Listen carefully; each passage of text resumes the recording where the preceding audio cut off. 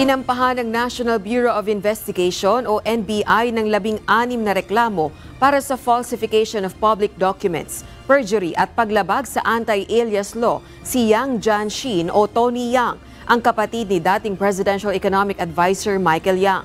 Ito ay matapos matuklasan ng NBI na gumamit umano si Yang ng ilan sa kanyang mga alias para magtayo at magrehistro ng ilang korporasyon sa Securities and Exchange Commission sa Cagayan de Oro City. Sa pahayag ng ahensya, itinago ni Yang ang kanyang pagkakakilanlan bilang isang Chinese national, kumuha ng Filipino birth certificate at ginamit ang kanyang pangalang bilang incorporator ng mga korporasyon.